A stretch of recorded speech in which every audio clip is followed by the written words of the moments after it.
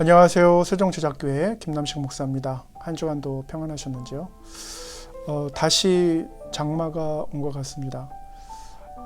그런데 이제 예전과는 다른 장마죠. 마른 장마이기도 하고, 그렇다고 뭐 집중호우성도 좀 아닌 것 같고, 날이 말이 흐린데 비는 좀 적게 오는 것 같고, 그래서 좀 어설픈 장마가 오는 것 같습니다. 그러나 유럽과 미국은 지금 영상 40도가 넘어가죠.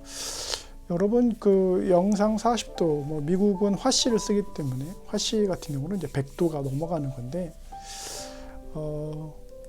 이 100도가 넘어가면 차에 이렇게 들어가는 것 자체가, 야외에다가 주차를 해놨을 때 차에 들어가는 것 자체가 굉장히 큰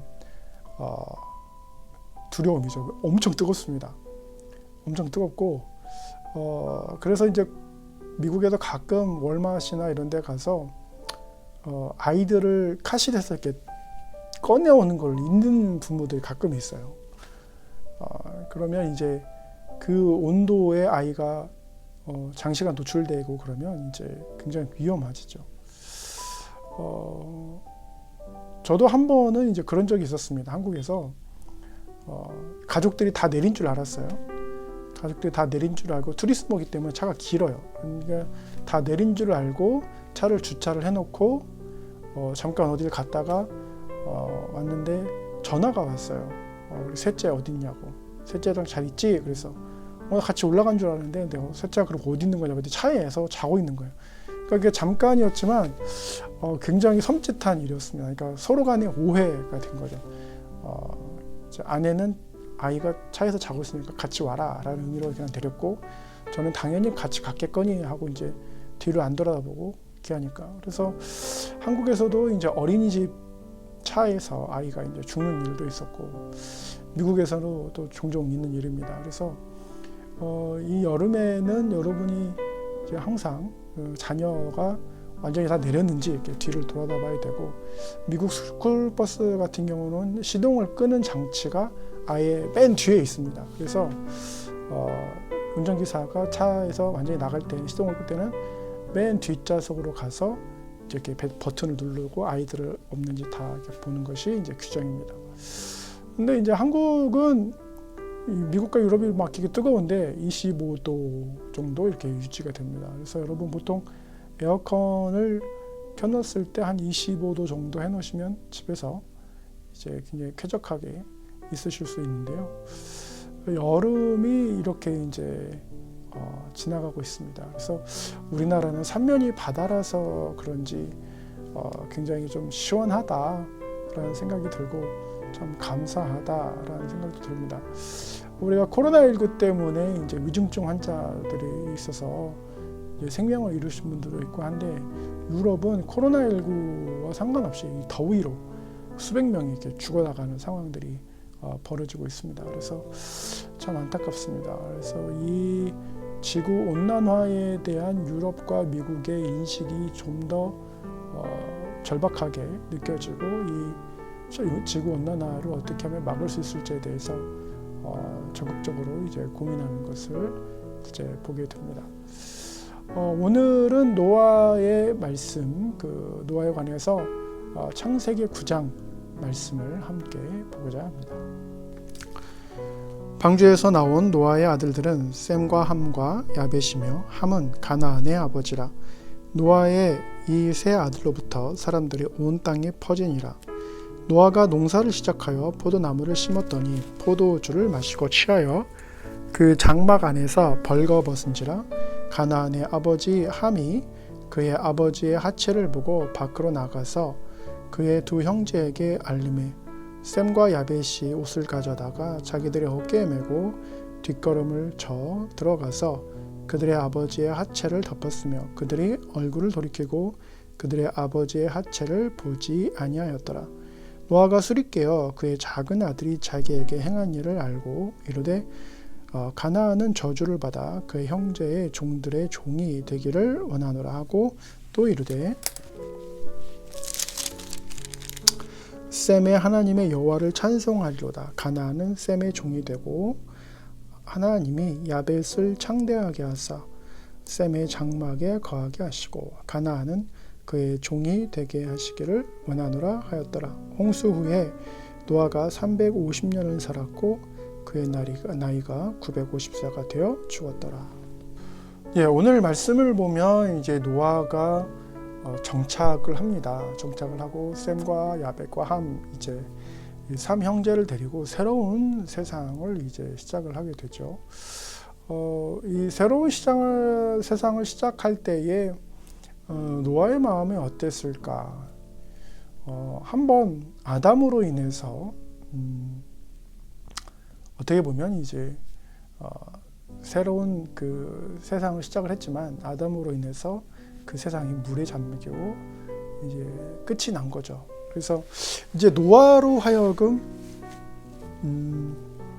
다시 한번 세상이 시작되는 이제 그러한 상황을 맞이하게 됐습니다. 그래서 우리가 보통 이제 첫 번째 아담 얘기를 하고 그러는데 노아는 어떻게 보면 이제 두 번째 아담의 역할을 하는 것이죠. 그래서 이 노아가 농사를 시작을 했다라고 하는 것은 그 땅을 일구면서 이제 포도나무를 심은 것을 보게 됩니다. 여러분 땅에는 수많은 이제 미네랄들이 들어가 있고 영양분이 들어가 있고 그래서 우리가 흔히 이제 시드뱅크라고도 하는데 씨앗도 이렇게 들어가 있습니다.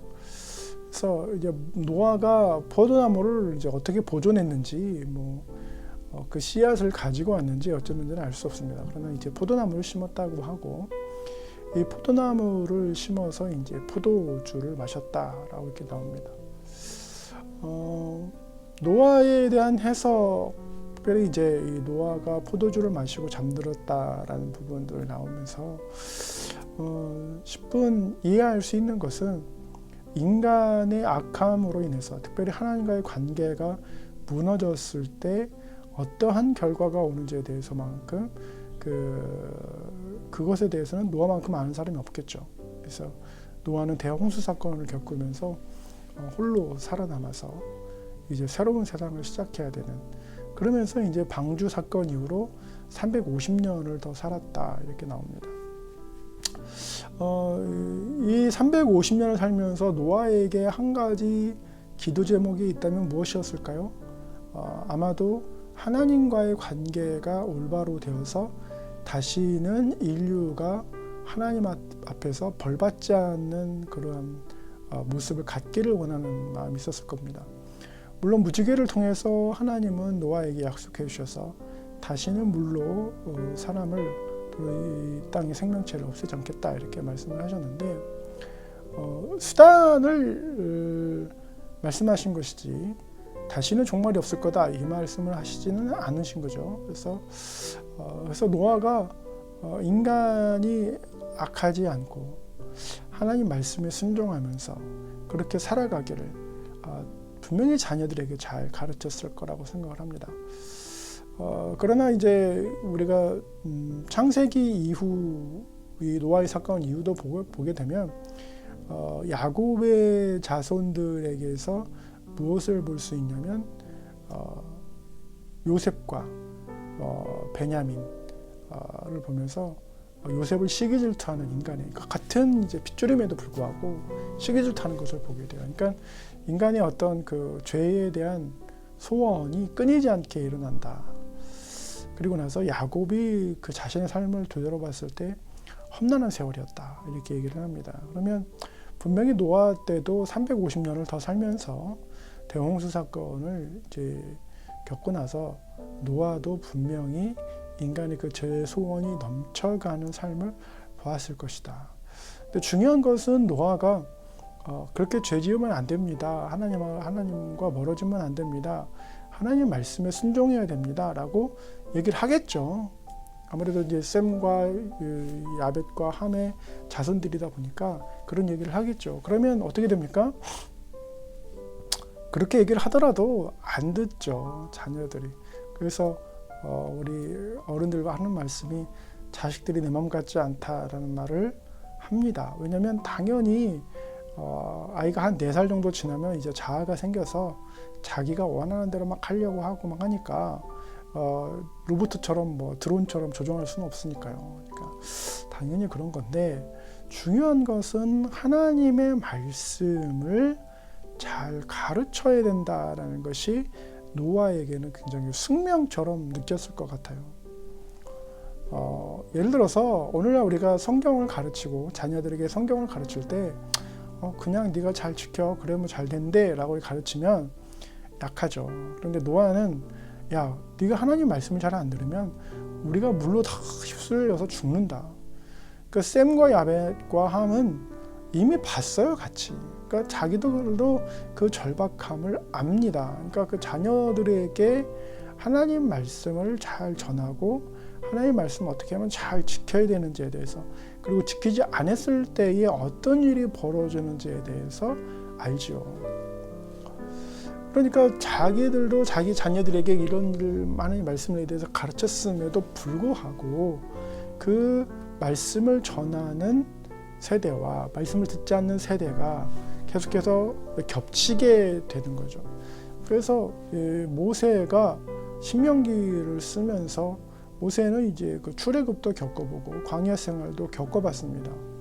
그러니까 하나님이 함께 하셨을 때와 하나님이 함께하지 않았을 때를 극명하게 또 알게 되는 거죠. 하나님이 구해주지 않았으면 여전히 이집트에서 노예 생활을 했을 것이고, 하나님이 구해주셨을 때는 홍해가 갈라지는 역사, 구름기둥과 불기둥의 역사도 이제 봤고요.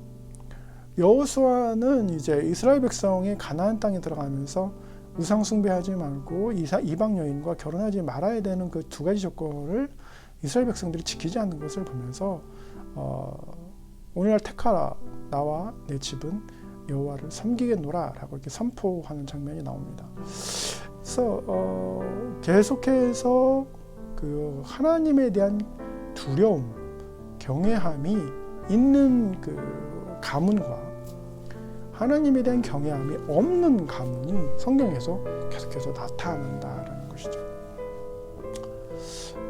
안타깝게도 결국에는 예수님이 오셔서 우리가 이제 마지막 아담이라고 하는데, 새로운 하늘과 새 땅을 창조하시는 그 마지막 아담이 이 땅 가운데 오셔서 이제 인류에게 최후의 구원의 길을 말씀해 주셨는데 지금 2000년이 흘렀습니다. 그런데 여전히 여호와를 섬기겠노라 하고 다짐하는 가문이 있는가 하면 그렇지 않겠다라는 이제 가문이 있다라는 거죠.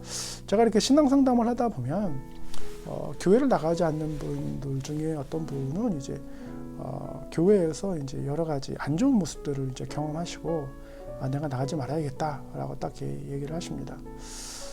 그런데 중요한 것은 본인의 결정에 의해서 본인의 자녀들도 하나님을 알 수 있는 기회가 박탈이 된다라는 것이죠. 그럼 그 이후의 세대는 뭐 셈과 야벳과 함이 하나님의 말씀을 잘 지켜야 된다고 막 자녀들한테 얘기했음에도 불구하고 안 지킬 수 있는데, 아예 그냥 그런 말을 하지 않는 가문은 그럼 어떻게 될 것이냐. 예수 그리스도를 따라서 제자가 될 수 있는 길은 안 보이는 거죠. 특별히 환상을 보거나 꿈에 나타나서 예수님이 말해주지 않는 이상은, 어떤 특별한 위기를 겪거나 어떤 특별한 경우가 있어서 하나님을 아는 일 외에는 부모가 전해주지 않는데 굳이 내가 교회를 다녀야 되나, 예수를 믿어야 되나, 이런 생각을 하기는 어렵다라는 것이죠. 그러면서 이 노아의 세대, 대홍수 사건을 겪은 세대는 결국에 950세로 노아가 죽습니다. 그 얘기는 무슨 말이냐면 인간에게 죽는 것은 한번 정해진 것이고, 그것이 이제 아담의 범죄함으로 하나님께서 말씀하신 것이기 때문에 이제 인간이 죽게 되는데, 그 아무리 부흥을 경험한 하나님의 임재를 깊이 경험한 사람이라 할지라도 결국엔 죽게 되고, 그 이후의 세대가 하나님을 다시 경험하지 못하면 하나님과 멀어진다라는 이 사이클이 계속해서 반복이 된다라는 거죠. 그럼 어떻게 해야 될 것이냐? 우리가 가지고 있는 것은 현재 성경입니다. 성경을 꾸준히 읽고 묵상하고 생각해보고 그리고 우리가 어떻게 살아야 될지에서 고민하지 않으면 어떤 일이 벌어지게 될까요? 처참한 것이죠. 여러분, 노아의 방주가 물에 뜨기 시작하고 사람들이 물에 떠내려가기 시작할 때 그 노아의 방주를 보면서 다행히도 그 노아의 방주의 문을 두드렸던 사람들의 심정은 어땠을까요? 또 멀리서 바라봤던 사람들의 심정은 어땠을까요? 내가 그때 말씀을 들을 걸. 하지만 이미 늦은 것이죠. 21세기의 최악의 사건 중에 하나가 바로 카불 공항입니다. 탐 크루즈가 미션 임파서블이라는 영화를 찍으면서 비행기에 매달리는 장면을 이제 했거든요. 연출이죠. 그래서 우리가 그 장면을 보고 굉장히 신기해하고 재밌어했습니다. 그러나 카불 공항에서는 연출이 아니에요. 그거는 생존을 위해서 아프가니스탄 사람들이 수송기에 매달린 거예요. 바퀴에, 문짝에 매달렸던 거예요. 거기서 비행기가 올라갔을 때 여러분 그 속력이 이를 말할 수 없이 빠르고 올라가면 올라갈수록 사람이 숨을 쉴 수가 없습니다. 기압 차이 때문에.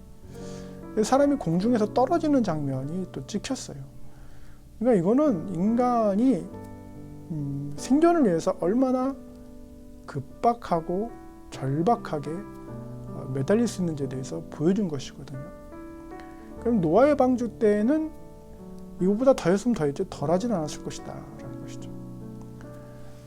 미국이 카불 공항에 20년, 아프가니스탄에 20년 있었습니다. 우리나라도 미라클 작전을 통해서 약 300명의 아프가니스탄인들을 데려왔는데 그 중에 이제 대부분 어린이들을 데려왔고 그들에게 새로운 삶을 이제 우리가 선사할 수 있었습니다. 그러나 아프가니스탄에 남아있는 탈리반의 치하에 남아있는 사람들은 정말 그 평균 이하의 인권의 대접을 받으면서 살고 있겠죠. 참 비극입니다. 그러면 그 20년 동안 아프가니스탄인들은 뭘 했느냐? 미국이 막대한 재정을 쏟아부으면서 그 아프가니스탄의 민주화를 이루어 보려고 했어요. 그런데 안 됐죠. 왜냐하면 그 자체적인 부패가 너무나도 심했기 때문에 정직하게 사는 사람들이 없고 오히려 그저 마약을 제조해서 파는 것이 훨씬 쉬웠기 때문에 그거 삶을 부패한 삶을 부패한 정치와 사회 구조를 정화시키는 일을 하지 않았다. 그러니까 막대하게 20년 동안 재정을 쏟아부으면서 더 이상 미국이 아프가니스탄에 주둔할 필요가 없다고 생각했을 때 하루아침에 빠진 거거든요. 그랬을 때 카불 공항은 정말 아비규환이 되었습니다. 예수님께서 다시 오신다고 말씀하셨고 그리고 종말이 온다고 말씀을 하셨습니다. 그때까지도 만약에 우리가 예수 그리스도를 따르지 않고 예수 그리스도를 구주로 영접하지 않고 예수 그리스도가 원하시는 삶을 살지 않았을 때에 어느 날 갑자기 그래서 그날이 도적같이 온다고 했을 때 그날이 왔다고 했을 때는 카불 공항 노아의 방주 사건과는 비교할 수 없을 것 같습니다. 노아의 방주 사건을 보면서요, 노아의 마음에 얼마나 무엇이 간절했느냐, 바로 하나님과의 관계입니다. 하나님과의 관계가 얼마나 좋으냐, 하나님과의 관계 속에서 심지어 하나님은 우리에게 너희가 그냥 복종하는 채라도 한다면 그 말씀 하시거든요. 마음은 아니라도 그런 모양이라도 보여준다면 이라고 말씀도 하시거든요. 그러니까 그만큼 하나님은 우리를 사랑하시는데 우리는 여전히 만약에 하나님 말씀을 듣지 않고 있다, 내 자녀들이 하나님 말씀을 듣지 않고 있다, 지금 해결해야 됩니다. 내가 사랑하는 사람이 예수 그리스도를 믿지 않는다, 지금 해결해야 됩니다. 반드시 예수 그리스도를 믿을 수 있도록 인도하시고 기도하시고 들으신 말씀을 전해주시고 노아의 사건도 이야기해 주시고, 그래서 우리 인생에서 되게 짧거든요. 인생에서 놓치지 말아야 될 예수 그리스도를 반드시 붙잡으라 하고 말씀해 주시는 여러분 되시기를 예수님의 이름으로 간절히 축원합니다. 감사합니다.